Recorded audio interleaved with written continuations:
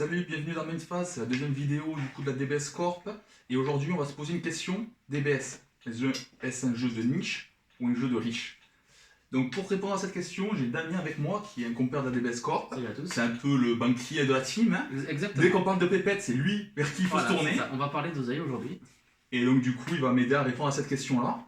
Donc il a fait un petit travail sur l'état du jeu actuellement, un petit peu les decks méta, quels sont les tarifs. Et donc je vais te laisser en parler un petit peu. C'est ça. Alors du coup, donc, ce que j'ai fait, c'est que j'ai regardé donc, pour chaque couleur de deck méta, deux decks qui étaient, on va dire, des exemples types. Et à chaque fois, j'ai regardé le coût des cartes et ce que le deck valait en général. Et on a vu quand même, si tu veux donner les chiffres, qu'on a des tendances qui font que bon, le jaune est un petit peu moins cher que le reste, avec le noir aussi. Et par contre, on a des decks comme le bleu ou le rouge, où là, on monte facile dans les 400 euros, en sachant qu'on prend en compte qu'on ne joue pas de SCR. Alors si on en rajoute une, on part quasiment dans les 600-700 euros. Voilà, en fait, pour que ça soit assez clair, là sur ton travail, tu t'es concentré sur les decks dominants de chaque couleur. Donc là, par exemple, en bleu, on va prendre du starter coup en rouge-bleu. En noir, on va prendre du Dark Broly, du Vejek. En rouge, du King Piccolo, du Broly BR. En vert, du Thales, du Gotenks. En jaune, du Mecha Freezer ou du Shin. Et donc, du coup, on va faire une sorte de pot pourri de tout ça. On va essayer d'accumuler tous les chiffres et de voir un petit peu combien coûte chaque deck et de voir la moyenne générale sur une couleur. En sachant que bien sûr les chiffres sont susceptibles de changer puisque c'est des codes qui varient. Hein. Donc là ça a été fait cette semaine, donc c'est assez récent. Et bien sûr j'ai appris les codes en FR puisqu'on joue en français. Et que, à moins bien sûr qu'il y ait des cartes qui coûtent vraiment trop cher, qu'il y ait trop de différence. Et j'ai pris bien sûr les prix les plus bas que j'ai pu trouver. Donc c'est vraiment la cote, on va dire, minimale de si vous voulez vous faire un deck en français, tel deck ou tel deck, ça vous coûtera au moins ça. Quoi. Voilà, à savoir que du coup ça peut varier selon le moment où vous allez regarder la vidéo et le moment où vous allez faire vos achats par exemple sur Card Market, parce qu'il y a des tendances de prix. C'est ça, il y a des quelques jours ça peut monter à une vitesse. Exactement, il y a des cartes aussi que vous avez peut-être déjà en votre possession, donc c'est sûr que quand vous voudrez monter le deck, vous n'aurez pas forcément besoin de racheter certaines cartes, donc ça peut vous baisser le coût d'achat du deck. Mais c'est voilà, pour vous donner une idée générale, pourquoi en FR? Parce qu'on est quand même obligé de jouer une majorité de cartes françaises dans nos decks, donc pour pas aller chercher. Bon, ben celle-ci elle est un peu moins chère en FR, l'autre un peu moins chère en anglais, donc du coup. Oui, voilà, puis il y a les frais de port, au final, les frais de port on se retrouve pas forcément quand on prend du US, donc. Voilà, donc c'est juste pour vous donner une idée, voilà, c'est pas le prix que vous payerez votre deck dans tous les cas. Donc au niveau des tarifs, on se rendait compte qu'on avait deux couleurs qui étaient très chères, c'était le rouge et le bleu. Couleur de riche, hein, clairement, pour le coup. Ouais, là actuellement c'est un peu le cas, donc on est à peu près sur moyenne entre 400 et 450 euros pour jouer des decks sans secret dans ces couleurs-là. Au niveau donc du vert, qui est une couleur qui a la réputation d'être un petit peu chère, en fait elle n'est pas si chère que ça, on serait à peu près sur du 350 euros, un petit peu à l'image du noir. C'est ça, c'est déjà beaucoup plus bas. Et donc du coup tu l'avais dit, le jaune à 200 euros à peu près sans secret. Surtout si vous montez en Shadowrun, vu qu'il joue des cartes qui sont vraiment spécifiques, qu'il n'y a pas vraiment d'unisson, le deck qui passe tout de suite va être beaucoup moins cher. Après voilà, là on va rencontrer un autre problème, c'est l'ajout donc des secrets. L'ajout des secrets qui fait monter bien les prix. Voilà, même si on avait déjà des decks qui étaient un petit peu chers, quand on se dit qu'une base bleue par exemple c'est 400-450 euros, ça peut déjà refroidir pas mal de joueurs, mais quand on y rajoute des secrets, on se rend compte que toutes les couleurs augmentent tout d'un coup. Par exemple le jaune qui était la couleur la moins chère reste la moins chère, mais on est déjà à du 600 euros. Voilà, parce que quand on joue, du coup il y a des SCR qui sont indispensables dans des couleurs. On parlait du bleu, le bleu on joue forcément à Chiak, donc 300 euros pour ton deck, voilà. Ça monte vite quoi. Voilà, donc là en jaune par exemple, on va avoir tendance à jouer soit des Kai, soit des Cell Xeno. Donc là on est sur des tarifs très importants. Le vert qui n'était pas trop cher, il va être aux alentours des 730 euros si on commence à y rajouter des secrets. Le noir, à peu près le même tarif, à l'exception de si on joue en effet la Secret Heroine qui est sortie récemment, qui là elle fait baisser le coût à des decks. Et en bleu, c'était une couleur qui était déjà très chère, elle est plus chère que les autres, on est à 740. Ça reste quand même à peu près équivalent avec le vert et le noir. Et le rouge, pareil, qui va être aux alentours des 750-780. Moins cher si on joue Broly BR, parce qu'on a une secret qui est propre à ce deck-là, et qui vaut moins cher qu'en effet une Kai. 150 euros alors qu'une Kai vaudrait 360, donc on n'est pas du tout sur la même... Voilà, donc là on a quand même des tendances qui sont assez marquées, où on voit qu'un deck complet, secret comprise, c'est en moyenne 700 euros. Et si on joue jaune ou noir, ou à la limite d'autres couleurs, mais qui on sacrifie notre secret, la meilleure secret qu'on puisse mettre pour mettre la secret héroïne, on est aux alentours d'à peu près 600 euros. Ouais, c'est à peu près ça l'idée. Donc là en effet on est sur un jeu qui quand même coûte assez cher aujourd'hui pour les nouveaux joueurs et même pour les joueurs un peu plus anciens. Mais est-ce que du coup ça a toujours été aussi cher DBS? Alors justement, eh ben, pas vraiment. Ça a dépendu des méta. On a eu quelques fois dans des anciennes méta, que ce soit BT2, BT3, des decks qui coûtaient vraiment cher. Mais la différence, c'est que c'était un deck, parce qu'il y avait des promos qui étaient pétés, qui marchaient bien dans le deck, et c'était vraiment un deck dominant, ou une seule SR qui était très forte, mais vu qu'on en jouait que 4 et que le reste était quand même basé avec des rares, des communes, ça allait. Alors que là, aujourd'hui, ben, on voit quand même qu'on a beaucoup de SR par deck, et qu'on a surtout des SR qui sont des staples, des comptes, des unissons, des comptes plus en jeu, des trucs comme ça. Et ça fait que ben, pour tous les decks, quand on veut prendre une couleur, on a au moins ces cartes-là à rentrer, sinon le deck sera pas consistant. Et ça nous montre déjà, comme pour le bleu par exemple, je pense qu'on aurait facile 200-300 euros juste avec unisson, contre-attaque et contre mise en jeu. Quoi. Ouais, là on est sur des tarifs très importants. À l'époque de la BT1, c'était pas du tout le cas parce que en fait, toutes les bonnes cartes, les cartes qu'il fallait absolument avoir en BT1, c'était généralement des cartes bleues et c'était des communes, c'était des Senzu, c'est contraintes de Whis et c'est les résultats d'entraînement pour pouvoir s'éveiller. C'est ça. À partir du moment qu'on avait ces cartes-là, on pouvait jouer quasiment tous les decks, hormis quelques decks verts par exemple, les chaînes Cell ou Broly, mais ou sinon on pouvait jouer quasiment tous les decks rien qu'avec ça. Et à titre personnel, moi qui ai commencé donc à cette époque BT1, BT2, ben avec 60 euros, j'achetais 60 euros sur carte market de commune et j'avais 3 decks. Aujourd'hui, c'est improbable parce qu'avec 60 euros, je n'ai même pas un tiers d'un deck méta actuellement. 60 euros, c'est un ajout pour mettre à jour ton deck. Quoi. C'est ça. Donc c'est ça qui fait un peu peur aux nouveaux joueurs. Ouais. Mais le jeu n'a pas toujours été si cher et du coup, mais qu'est-ce qui a causé cette inflation? C'est la question que je te pose du coup. C'est ça. Et ben donc on a eu, en fait ce qui s'est passé c'est que petit à petit on a eu l'apparition de plus en plus de SR en fait par set. Au début on avait des choses comme 2 SR et puis on est monté assez rapidement déjà en BT7 quand on a eu l'apparition des bicolores, on passait du coup de 5 couleurs à 7 ou 9 je sais plus et du coup ça faisait beaucoup plus de SR et alors avec l'apparition de Nissan Warrior là c'est allé très très vite puisque tu disais on a... Alors voilà, moi j'ai pris les chiffres en fait exactement pour la BT1.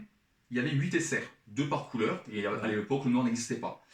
Arrivé avec la BT7, donc on a eu du bicolore, on a eu du noir, et ils ont doublé le nombre de SR, on était déjà à 16 SR.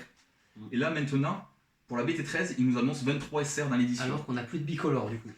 Après, même s'ils peuvent faire une ou deux SR bicolore, là n'est pas trop la question, c'est juste la multiplication des SR. Dès qu'une carte est forte, dès qu'elle semble un petit peu indispensable pour un archétype, au lieu d'en faire une commune ou une inco, on la passe en SR. Ouais, c'est ça. Et donc un très bon exemple de ça, c'est les contres. Parce que pendant toute l'époque de BT4, BT5, on a eu des contres qui étaient hyper forts, mais ça a toujours été des contres qui étaient des communes. En fait, le contre avait beau être fort, tout le monde le jouait en x4, c'était pas un problème. C'était facile d'en récupérer, même quand on n'achetait pas de cartes. Maintenant, voilà, quand on a des contres qui sont tout aussi indispensables, si ce n'est plus, mais qui en plus sont des SR, eh ben, ça fait que n'importe quel deck qui en joue va monter en flèche. On peut prendre, un très bon exemple, Rayon Violent, Violent Trail en anglais. La carte qui a 60 euros pièce, c'est une carte qui est indispensable dans un deck rouge. Vous jouez contre un deck Dark Broly, si vous n'avez pas la carte, vous allez vous faire éclater quoi. Ça fait vraiment changer des match-ups alors que c'est juste un contre. Là, on parle des contres. Après, c'est des contres qui sont extrêmement forts, mais même un peu plus frustrant, c'est certains archétypes qui ont besoin d'avoir une SR. Par exemple, les drop 1, Thalès ou Lunch. Thalès sans le drop 1, il n'y a pas de deck en fait. Tu perds tellement de value que ça ne vaut pas de coup de jouer le deck. Et même si la carte est forte et peut justifier quelque part son statut de SR, avant ça aurait été une carte qui aurait pu être une inco, au pire une rare, et là le fait qu'elle passe forcément SR rajoute du coup généralement un surcoût en fait à la carte. Donc là c'est l'obligation de jouer des SR et le nombre de SR qui augmente dans chaque édition qui fait qu'il y a déjà cette inflation des tarifs. Il y a aussi quelque chose qui est à prendre en compte, c'est quand même la professionnalisation du jeu. Oui. C'est qu'il y a de plus en plus de tournois, la scène devient de plus en plus compétitive et donc forcément les joueurs... Il faut des decks méta et il faut forcément les bons ratios de contre, de cartes extra, de cartes qui sont clés pour ta chain. Et oui, forcément, quand tu veux préparer un tournoi, même s'il est 3 semaines après la sortie de la nouvelle série, tu vas acheter tes cartes à 20 euros pièce puisqu'il faut que tu les aies pour le tournoi. Quoi. Et oui. Et ça crée beaucoup de demandes, forcément. Donc ça crée beaucoup de demandes et du coup ça participe à l'inflation des prix, mais ça c'est quelque chose qui est plutôt positif pour le coup. C'est une cause qui n'est pas forcément négative. Alors qu'on ait une scène compétitive, qu'on ait envie de faire des tournois et qu'on a envie de perfer, c'est plutôt bien, c'est plutôt sain pour le jeu. Ça prouve que le jeu a évolué et que voilà. Par contre, voilà, ce qui est peut-être un petit peu moins sain, c'est le système d'obtention des promos. On parle de tournois, mais du coup, pourquoi on veut faire les tournois et les gagner? C'est pour obtenir des promos. Parce que la plupart des decks maintenant ont besoin, qui sortent en Unison Warrior, ils ont besoin de promos en fait. Donc on a des decks comme Piccolo, comme Dark Broly, puisqu'on parlait du rouge tout à l'heure. Vous enlevez les promos qui peuvent potentiellement faire tourner le deck ou qui peuvent vous sauver. Dans cette situation, le deck il tourne pas quoi. Et ça vaut pour quasiment toutes les couleurs, puisque maintenant on a une quinzaine de promos à chaque BT qui sortent. Ouais, là on est entre 16 et 18 à peu près. Voilà. Avant on avait peut-être 10-15 promos, et on en avait 2-3 qui étaient jouables dans certains decks, les autres c'était plus des decks sympas, mais qui n'étaient pas méta. Alors que là maintenant, quasiment tous les decks méta ont besoin de promos, quoi. C'est... En fait, disons que le problème c'est que les decks sans les promos sont des decks moyens. Et c'est la promo qui va permettre au deck de devenir méta. C'est ça. Et c'est ça par exemple qui arrive avec Broly BR, qui était un deck très moyen. À la sortie, tout le monde trouvait que le deck était faible parce que la chain à 1 était pas terrible, le petit Broly à 1. Et puis quand on a eu l'annonce de la promo qui permettait de ramener en bas, etc., le deck, on sait ce qu'il est devenu, hein. C'est devenu un des meilleurs decks de BT11 de très très loin. Ouais, ça a rajouté beaucoup de stabilité au deck. Et en fait, il y a beaucoup de promos qui fonctionnent comme ça, qui vont permettre de combler les lacunes qu'avait le deck dans l'édition de base, et du coup, qui rend du coup le deck viable. Ouais. Et donc ça, c'est un petit problème. Alors c'est un problème qu'on a déjà connu avant. Si on fait justement l'évolution du jeu de la BT1 à nos jours, on a déjà eu des promos qui étaient très très chers à l'époque de la BT1.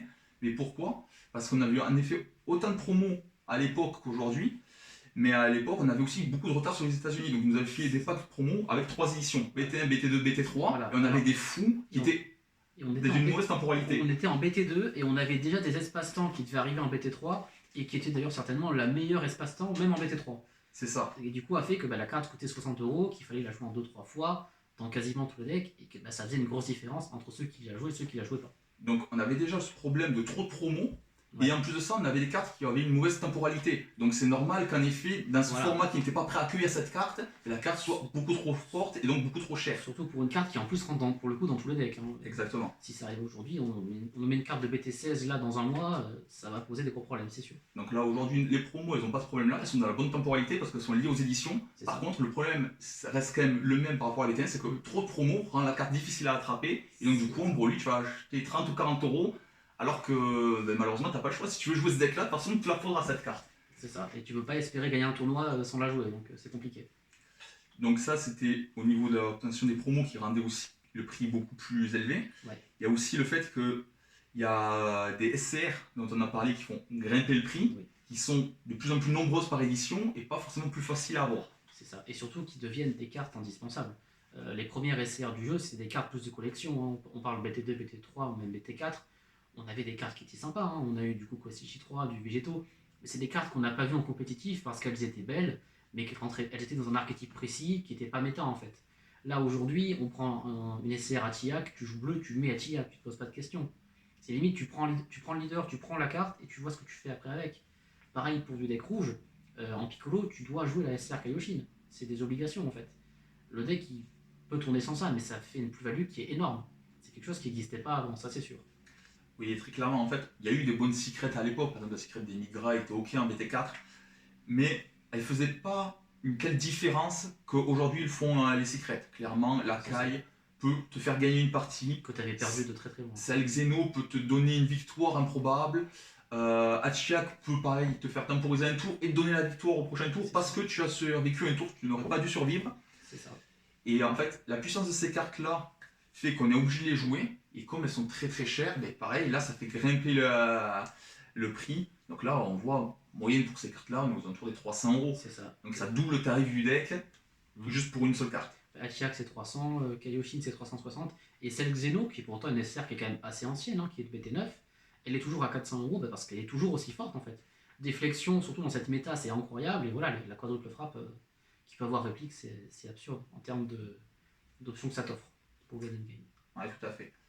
En plus de ça, il y a quelque chose d'autre qu'il faut prendre en compte, c'est que le jeu, c'est pas un jeu de cartes traditionnel, c'est un jeu de cartes DBS. Et DBS, ça attire énormément de collectionneurs. Il y a beaucoup de gens qui s'intéressent au jeu, pas parce qu'ils aiment forcément les jeux de cartes, mais juste parce qu'ils aiment DBS, et donc ils vont acheter les cartes pour les collectionner. On a des cartes qui sont, on peut le dire, quand même magnifiques, surtout en US, les cartes dédicacées sont assez incroyables, quoi. Ouais, les cartes sont très très belles, et donc du coup, tous ces collectionneurs-là vont acheter les cartes. Et eux, ils vont pas en fait jouer le jeu de l'achat-revente et du coup remettre en circulation des cartes dont ils ne servent plus. C'est des cartes qui sortent et qui ne reviennent plus après dans le circuit. Parce que nous, quand tu joues au jeu, tu joues en deck. Une fois que tu ne joues plus, tu peux rendre des cartes dont tu ne te sers plus pour en racheter d'autres.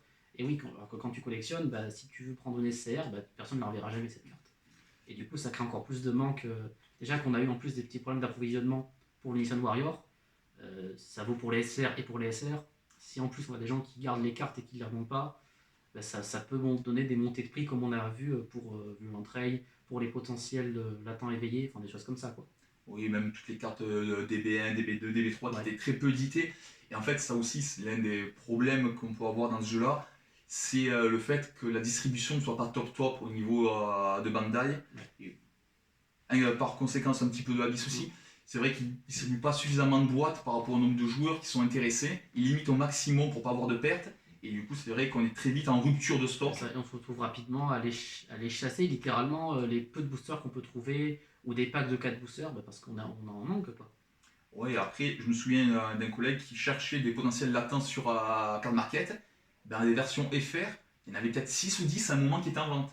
Et sur les 6 ou 10, il n'y en avait que 2 ou 3 qui t'avaient pris à peu près raisonnable. Je Oui. parle pas de gens qui les mettaient à 150 €. Parce qu'ils savent que les gens en veulent tellement qu'à un moment donné, ça deviendra la première proposition sur Card Market, en fait. Voilà, donc ça, très clairement, c'est un petit problème de distribution qui peut être réglé. Mais là aussi, tu parles de demande, et il y a quelque chose aussi qu'on est obligé de parler, et qui est un peu malheureux, c'est la spéculation. Oui. C'est qu'il y a des gens qui n'hésitent pas en fait, à créer une fausse structure de stock. En fait, on va par exemple acheter la carte Thales, la SR-A1, on va en acheter peut-être 15 ou 20 qui sont à 5-10 € pièce, et après on va le remettre en vente à 15 €. En fait, on crée une rupture de stock qui n'existe pas pour que les gens en fait n'aient pas le choix et soient obligés de l'acheter à ce tarif-là. C'est ça, et surtout ça fait croire aux gens que c'est le prix que vaut la carte, en fait. Tout à fait.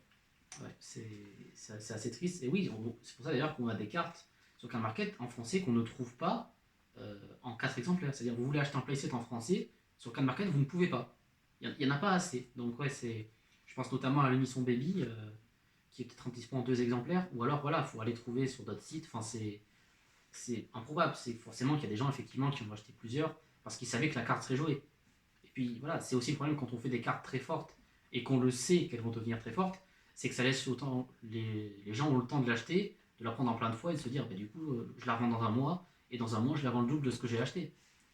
Alors évidemment, on ne cautionne pas trop ça. Après, il faut faire une différence. Il ne faut pas faire une chasse à l'homme aux spéculateurs. Oui. En fait, il y a une différence entre quelqu'un qui fait le bon coup en disant cette carte elle est forte, aujourd'hui elle est pas chère, je la prends pour moi, j'en prends 4 exemplaires parce que peut-être qu'un jour je la jouerai, et quelqu'un qui en prend 20 parce qu'il part du principe qu'il ne va pas juste en donner 2 à son pote ou les garder pour lui, mais il se dit non, ça je vais les remettre tout de suite en vente ou une semaine après en vente pour me faire de l'argent dessus. C'est quand même totalement différent. Vous avez le droit de faire des bonnes affaires. C'est pas parce que vous faites des bonnes affaires que vous êtes un spéculateur, hein, attention. Voilà, oui. Non, c'est un niveau au-dessus spéculateur. C'est que tu as un people de départ et que tu achètes quand même en grande quantité. Voilà, donc là malheureusement ça existe aussi dans DBS. Voilà, on a eu écho de gens qui le faisaient, donc c'est un peu triste. Ouais. Si on peut éviter pour la pérennité du jeu, c'est quand même mieux. C'est ça. Après, il faut aussi se mettre 30 secondes à la place des revendeurs, parce que nous c'est vrai qu'on est consommateurs, c'est pas nous qui distribuons le jeu, et donc nous on trouve que ces tarifs-là sont pas très intéressants pour beaucoup de gens dans la communauté qui n'arrivent pas du coup à suivre le rythme des éditions et le prix des cartes. Ouais. Et il faut se dire que pour Bandai, c'est pas une mauvaise chose de voir qu'il y a autant de demandes, parce que quand ils voient les prix monter comme ça veut dire qu'il y a quand même des gens qui sont prêts à acheter à ce tarif-là, et donc du coup, ben, eux ils disent c'est génial, là on a une poule d'or, donc c'est vrai que les changements qu'ils amènent sont vraiment coup par coup et assez lents, parce que ben, ils profitent un peu de la situation, pour eux c'est quand même assez intéressant. C'est sûr, ça arrange pas les choses. Après du coup, est-ce qu'il y a des solutions pour voir le jeu coûter un petit peu moins cher à l'avenir? C'est ça. Bon, on peut en envisager plusieurs. Déjà, il y a le fait de faire des reprints, tout simplement. Donc, que ce soit, comme on a eu en EB1, de rééditer des cartes qui n'étaient pas beaucoup disponibles, hein, notamment les cartes de DB, des SR, qu'on avait du mal à avoir et qui étaient vraiment des cartes, on va dire des staples, des cartes indispensables. On a eu ça. On peut aussi penser au fait, tout simplement, de rééditer des boîtes de BT11, BT12 dont on a manqué. Donc ça a été annoncé hein, d'ailleurs, c'est une très bonne nouvelle. Ouais. Ben, ça va permettre à certaines cartes, justement, de baisser énormément, quoi. Parce que il y avait déjà le fait qu'elles étaient beaucoup jouées, mais en plus, voilà, le fait qu'on en manque, ça favorisait énormément la montée des prix. Oui, là, très clairement, je pense que rééditer des boîtes de BT10, c'était indispensable pour tout ce qui est contre mes attaques, contre l'attaque, contre de mise en jeu. C'était vraiment des cartes qui étaient jouées, les trunks, les potentiels latents. Il fallait baisser un petit peu le prix de ces cartes-là. Surtout qu'on va encore les voir jusqu'à la fin au moins la fin de ce format-là. C'est ça. On ne sait pas jusqu'à quand ça va durer, mais ce qui est sûr, c'est que tant qu'on jouera des unitions, on aura besoin de ces cartes en fait. Voilà, le bloc d'Unition Warrior était prévu sur 5 éditions, donc tant qu'on n'aura pas fini ces 5 éditions-là, normalement, ces cartes-là devraient être indispensables dans les C'est decks. ça, au moins 3 ou 4 fois, ouais. Donc là, c'est plutôt une bonne nouvelle, et preuve que quand même Bandai, même si cette situation, quelque part, leur fait un peu plaisir, ils se disent, bon ben voilà, notre jeu il marche, et c'est bon pour nous. Le but, c'est pas d'écouter les joueurs quand même, quoi. Voilà, en fait, ils se disent, il y a un moment où les gens vont arrêter à cause de ça, et donc du coup, il faut qu'on fasse un pas vers eux quand même pour essayer de limiter un petit peu ça. Et ils écoutent quand même un petit peu la communauté, ça il faut quand même le reconnaître, même si c'est long, ils Même si ça prennent prend les du temps. décisions. Voilà, c'est ça, parce qu'aujourd'hui, si vous commencez le jeu et que vous voulez jouer dans une méta avec les unissons, bah, si vous n'avez pas le moyen d'acheter de BT11, voire de BT10, avec justement les compis en jeu, les contre-attaques et les unissons potentiellement que vous voulez jouer qui sont des SR, bah, vous ne pouvez pas jouer en fait. Donc c'est important aussi pour les nouveaux joueurs de rééditer ces boîtes-là. Ouais, c'est assez compliqué en effet de passer outre, il y a des petits decks, forcément vous allez y penser, qui existent, qui ne jouent pas d'unisson. Sinchen Run notamment, mais Voilà, c'est quand même très rare. Ça reste quand même relativement rare, et puis si quelqu'un a envie de jouer un deck qui joue des unissons et qui peut pas le faire, ça crée une frustration. C'est ça. C'est jamais bon en fait de frustrer les joueurs. Mm. Chose aussi qui est importante, tu en avais parlé, c'est les réimpressions en effet. Oui. EB1 participait à ça et moi je trouvais que c'était une très bonne édition. Ouais. Parce que justement ça permet de rendre des cartes soit vieilles, soit chères, plus accessibles aux nouveaux joueurs. Déjà la réédition Senzu, mine de rien, parce que ça a toujours coûté plus de 2 euros alors que ça a toujours été une commune. On a eu ça, on a eu les Ribrian qui étaient extrêmement fortes, même si elle est peut-être un peu moins jouée maintenant, qui reste une carte très viable. On a eu ça, on a eu les Basiles aussi. Oui, même les Obuni, hein, clairement. Oui, même Obuni, même s'il avait un peu baissé, c'est vrai que voilà, maintenant vous avez un Obuni à 10 euros pièce, à une époque c'était 40 euros, quoi, et il vous en fallait que 3 ou 4. Donc voilà, il y a quand même des solutions qui existent, on commence déjà à le faire. Il y a aussi les boosters promo avec des impressions où on peut avoir des Paragus, bon, c'est également sorti en EB1. On peut avoir le Brolibear dont on parlait juste avant, qui est également réimprimé, le Janenba à 5 qui était sympa. Donc ça aussi, ça peut être une solution. Voilà, ça contribue à la pérennité du jeu et à pas avoir des gros manques pour certaines cartes, quoi. Voilà, ça c'est vraiment bien de rendre des cartes qui étaient difficilement accessibles beaucoup plus accessibles à une grande majorité de joueurs. C'est ça. Autre chose aussi qui peut être fait, mais ça reste plus compliqué, je suis pas sûr que Bandai soit prêt à le faire pour l'instant, c'est aussi mieux gérer en effet les éditions, le taux de SR par boîte et le taux de secret par boîte. Ça réglerait pas mal de soucis, ouais, je pense. Voilà. Déjà, les taux de secret par carton et par édition ne sont pas cohérents, c'est-à-dire on achète un carton, on a 2 secrets, alors qu'il y en a 3 ou 4, puisqu'on nous annonce 4 pour la prochaine. C'est ça. Donc voilà. Là, c'est vrai que ça serait bien qu'ils retravaillent tout ça pour faire un petit peu moins de SR et de secret. Mais on n'est pas parti pour ça pour l'instant. Voilà, c'est ça. Et puis le fait aussi d'augmenter le nombre de secrets par carton, ben, logiquement, ça réduirait aussi les prix sur Card Market. Donc même si on a même s'ils continuent à créer des SR qui sont vraiment hyper fortes et indispensables dans certaines couleurs, si on en a plus souvent, ça permettrait de limiter l'augmentation des prix, quoi. Oui, très clairement. Ou s'ils veulent laisser le même ratio, juste tout simplement nous en mettre moins par édition. Oui, voilà. Voilà, très clairement, voilà, pourquoi la caille est aussi chère, c'est parce qu'on n'est pas sûr de l'avoir même quand on achète un carton. Et comme tout le monde l'a veut, voilà, donc ça y contribue. Ça, c'est un geste qu'ils pourraient faire. Je pense pas que c'est pour tout de suite, je pense pas qu'ils le fassent même tout court. C'est comme pour les promos, ils sont passés sur un système où il y avait beaucoup de promos en BT1.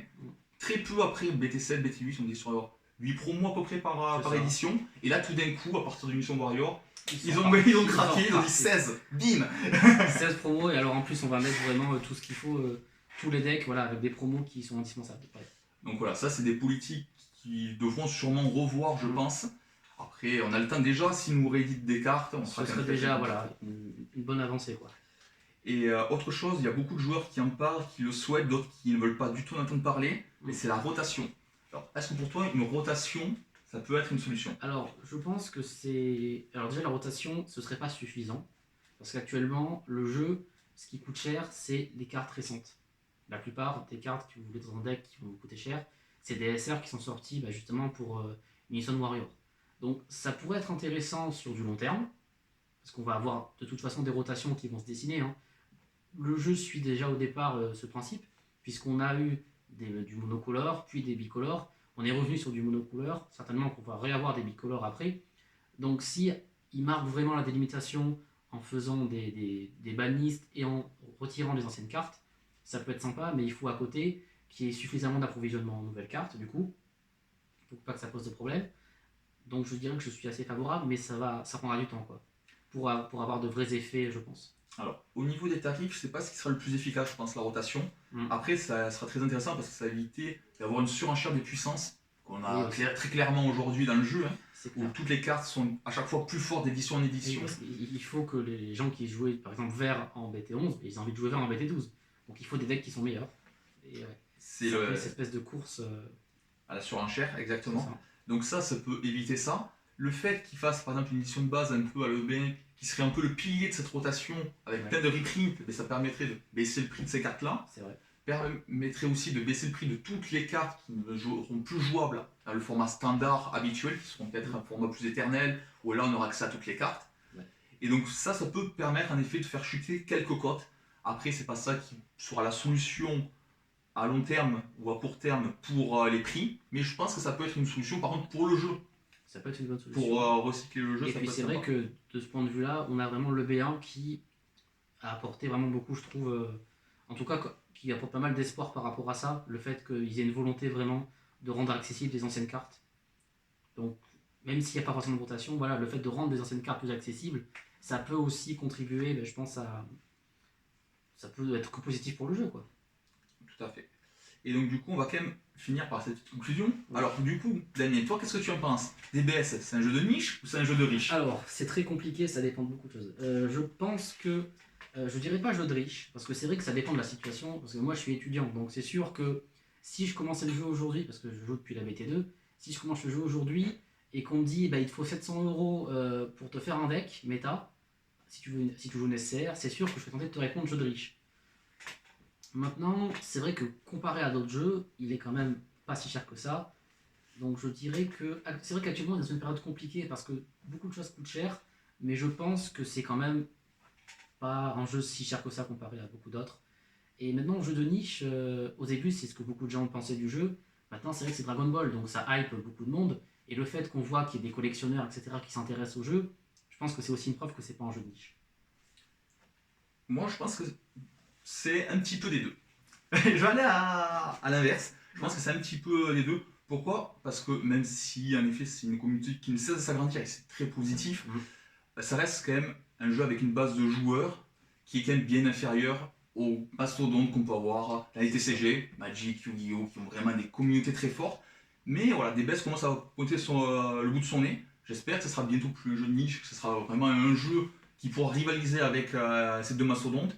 Mais on en est encore très loin. Vraiment Après, très le loin. jeu est beaucoup plus récent aussi, donc c'est ça qu'il Tout à faut se fait. dire. Après, est-ce que c'est un jeu de riche? Mais quand on voit les prix des decks, en effet, même sans le prix des secrets, on voit qu'on est quand même entre 200 et 450 €. Et 200 €, c'est vraiment le moins cher. Normalement, c'est plus 350, 450 €. Et là, pour le coup, ça reste quand même un jeu assez cher. Je sais que Magic, par exemple, a vraiment cette image de jeu de riche parce que Black Lotus, parce que les gens pensent Oui, c'est toujours sûr. à ces cartes très anciennes qui valent très cher.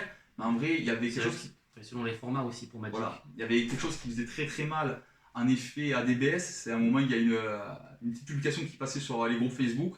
4 potentiels latents, ça coûtait plus cher qu'un deck standard, l'un des meilleurs decks standards de Magic, qui était Naya Aventure. Donc il y avait quand même un deck tricolore, hein, donc il faut se rendre compte qu'il y a toute une base de land bicolore, tricolore, et ça coûtait moins cher que juste 4 cartes à la DBS. Donc ça, c'était assez fou. Ouais, Donc, ça fait mal d'entendre ça. C'est vrai que après, il faut remettre dans le contexte. Magic, justement, eux, ils ont une rotation.